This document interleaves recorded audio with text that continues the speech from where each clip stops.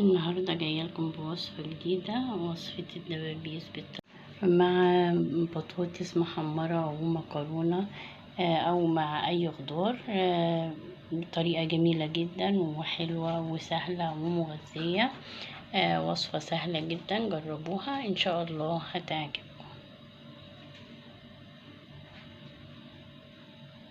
السلام عليكم ورحمة الله وبركاته. ازيكم يا حبايبي، عاملين ايه؟ يا رب دايما تكونوا بخير وصحة وسعادة يا رب. النهاردة جاية لكم بوصفة جديدة، وصفة الدبابيس بالطريقة المغربية والتوابل الجميلة، أكلة من أكلات الصيف. يلا بينا على المطبخ نشوف الوصفة، الطريقة والمقادير بطريقة جميلة وسهلة جدا وسريعة ومغذية. هتعتمديها وهتعمليها على طول. طريقة حلوة جدا وسهلة وسريعة، طعمها حلو وكمان ريحتها حلوة. اللي وصل معايا لغاية هنا ياريت يشترك في القناة ويفعل زر الجرس، وكومنت حلو منك يساعدني، ولايك وشير لنوصل كلنا مع بعض ان شاء الله ونكبر مع بعض. اتمنى لكم التوفيق. يلا بينا على الوصفة. النهاردة جاية لكم بوصفة جميلة جدا وان شاء الله هتعجبكم، واول مرة على قناتي وكمان على اليوتيوب. انا هنا جبت 2 كيلو دبابيس.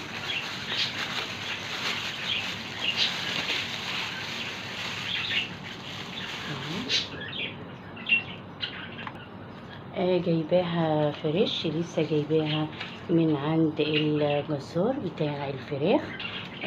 قلت له هاتلي دبابيس كبيرة علشان تنفع في الوصفة اللي احنا هنعملها النهاردة. وصفة جميلة جدا وكمان طعمها حلو قوي قوي قوي، وبالطريقة المغربية. طريقة جميلة وحلوة، وبتكات بقى ايه مصرية. هنغسلها الاول واصفيها حلوة قوي قوي من المية، وهي هتحتاج توابل. وتوابل بقى المغاربة بتبقى كتير شوية، بس بتبقى ريحتها جميلة جدا وطعمها حلو. يلا بينا نشوف هنعملها ازاي. هي ليها طريقة كده جميلة جدا، وتابعوا معايا خطوة بخطوة كده، هتطلع معاكي جميلة قوي والاطفال هيحبوها وهيقولوا لك اعمليها على طول يا ماما. متنسوش يا حبايبي، اللي لسه اول مرة يشوف القناة ينزل يشترك في القناة ويفعل زر الجرس ويكتب لي كومنت حلو كده يسعدني، ويا ريت يشيروا الفيديو علشان نوصل لاكبر عدد من المشاهدين. وبحبكم في الله، وان شاء الله هنكبر مع بعض ونكون دايما مع بعض باذن الله.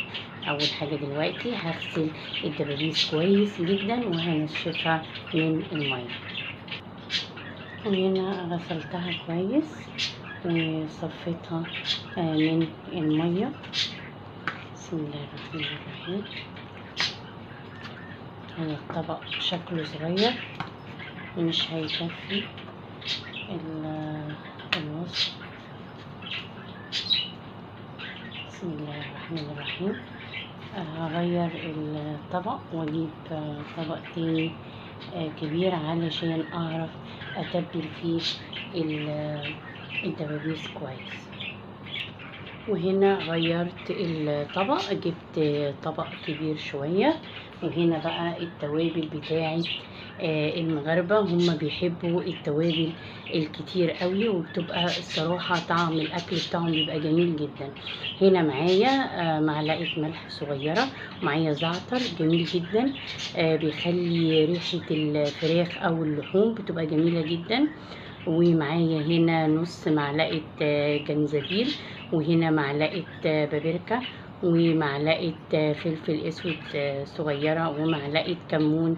وهنا دي معلقة مرقة فورية، مرقة بقى فراخ، مرقة لحمة. طبعا احنا هنا بنعمل فراخ، فهتبقى دي مرقة ايه فراخ.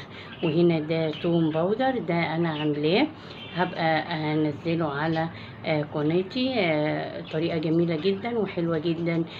شايفين لونه جميل ازاي وفاتح، مش غامق ولا اي حاجة. وهنا معايا ورق لوري، ومعايا واحدة حبهان، و3 كوبيبة صيني.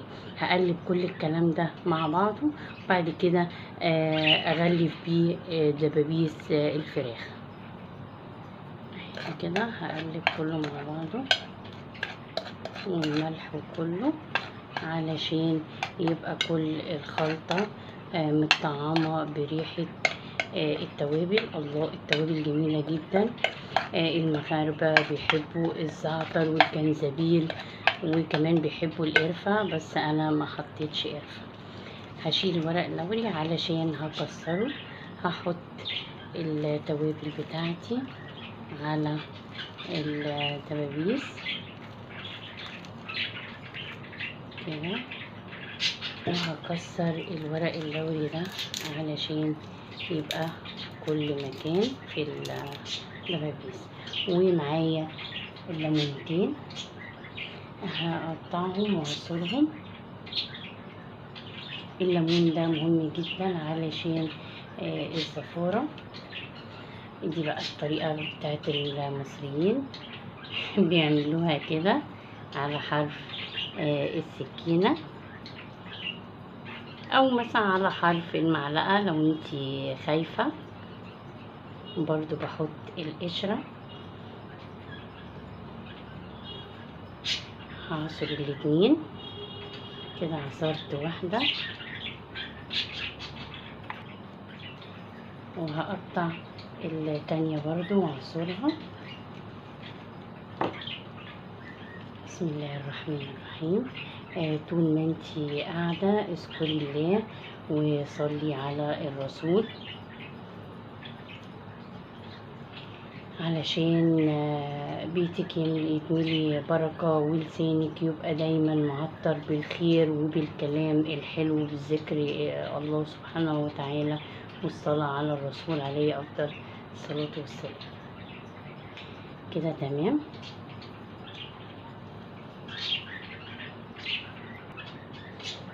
هحطها، وهنا هحط معلقة خل التفاح. مش هكتره، انا بس عايزاها تبقى فيها مزازة. وهقلب كل الكلام ده مع بعضه. ده خل التفاح بتاعنا.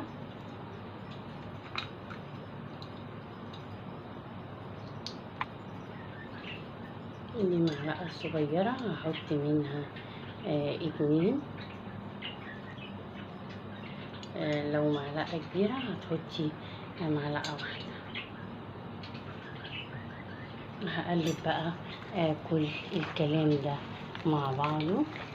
انا عايزة الخلطة تتوغل كده في الدبابيس كلها. انا غسله ايدي كويس قبل ما بعمل اي حاجه، بغسلها كل شويه. عندي وسواس، بحب اغسل ايدي حتى لو انا مسكت اي حاجه. لو طبق بروح غسله ايدي، بحب كل شويه كده. حتى عندي الاولاد يقولوا لي ماما انت كل شويه بتغسلي ايدك، بقول لهم حسب ما انا اتعودت. شايفين كده الخلطة خلاص. كل الدبابيس شربت الخلطة واتغلفت بيها. ريحتها بجد مش قادرة اقول لكم جميلة جدا. هسيبها 10 دقايق في التلاجة، وهقول لكم هنعملها ازاي بالطريقة المغربية الجميلة جدا. طريقة حلوة وهتعجبك قوي، وريحتها بتبقى تحفة تحفة تحفة. وهتعمليها على طول بالطريقة دي ان شاء الله. اللي وصل معايا لغاية هنا ولسه ما اشتركش في القناة يشترك في القناة ويفعل زر الجرس ويكتب لي كومنت حلو يسعدني، ويا ريت لايك وشير علشان نكبر ونبقى عيلة كبيرة. دلوقتي هحطها في التلاجة لمدة ربع ساعة او تلت ساعة. دلوقتي خرجت الدبابيس من التلاجة. شايفين اتشمعت ازاي وشربت كل الخلطة.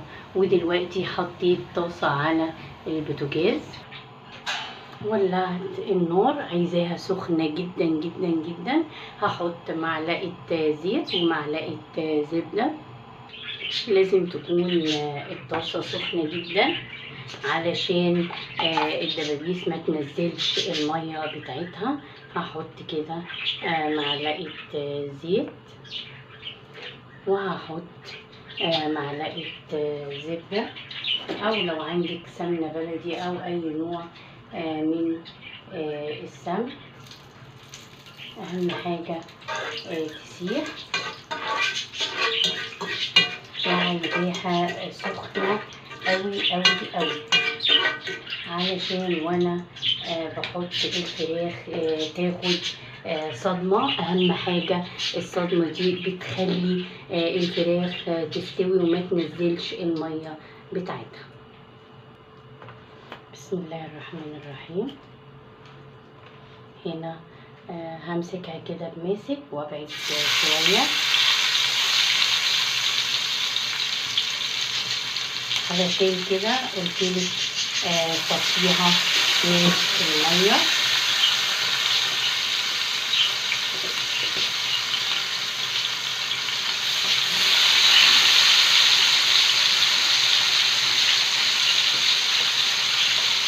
بسم الله الرحمن الرحيم.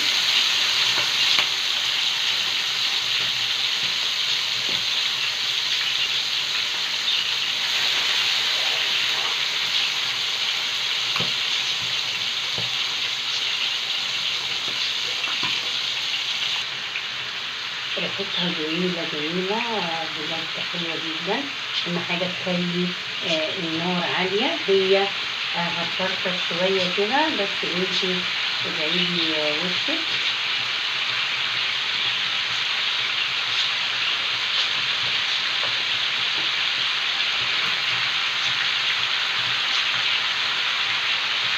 أهم حاجة بقى تغطيها، بعد كل ده تغطيها. طبعا هي هتكش شوية وده هينزل مع بعضه، وهنحط الليمون البواقي دي كلها وهغطيها.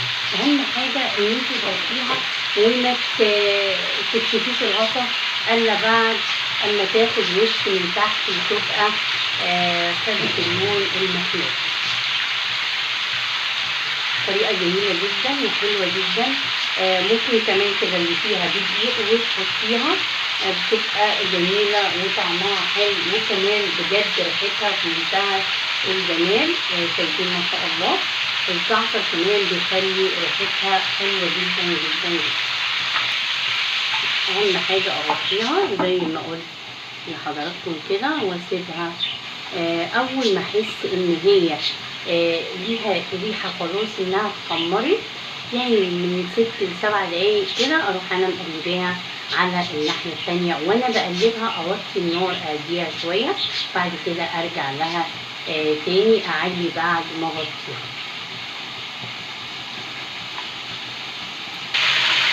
الله الله، بجد ريحة حاجة كده بجد، ريحة تحفة تحفة تحفة. شايفين بقى الألوان الحلوة بقى بتاعتنا، الجمال ده. شايفين حلوة ازاي، شايفين لونها جميل. وطبعا لما بنغطيها بتدي لون، بتبقى حلوة جدا. هقلبها وهرجع تاني لحضراتكم معرفة علشان نقلبها كده تمام.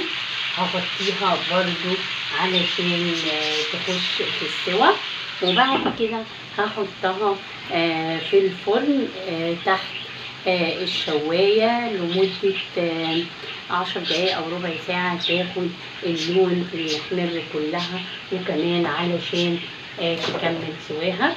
هي كده كده بتكمل سواها وهي متغطية. الدبابيس ما بتاخدش وقت من 15 دقيقة ل 20 دقيقة بتكون استوت. علشان كده بقول لكم غطوها علشان تكمل سواها. بجد الريحة قلب الشقة. التوابل المغربية جميلة جميلة جميلة، هتعمليها على طول. هي مش متعبة خالص، بسيطة وسهلة.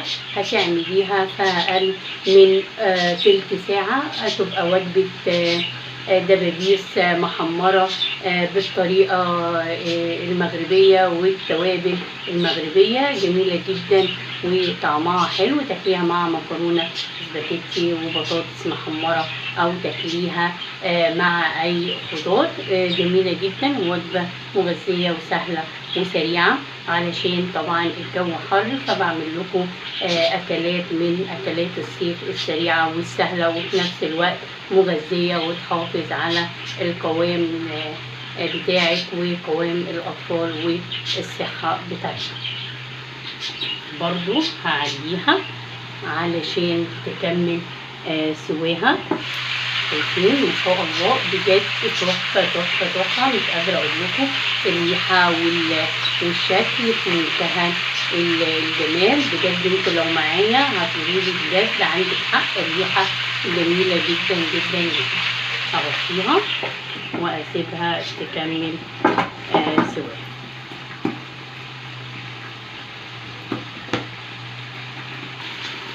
كده تمام. الله الله الله الله، شايفين بقى الجمال بقى الريحة الحلوة، شايفين استوت ازاي. لو انت غرفتي الشوكة وطلعت دم بتعرفي ان هي لسه مستوية. شايفين اهو كده تمام. دلوقتي هحطها تحت الشواية علشان كلها تاخد اللون البني المحمر. هفتح الشواية وهنزلها في الفرن تحت الشواية لمدة 10 دقايق بس تاخد اللون وكمان تاخد تكمل سواها. ودلوقتي هحطها تحت الشواية. بسم الله الرحمن الرحيم.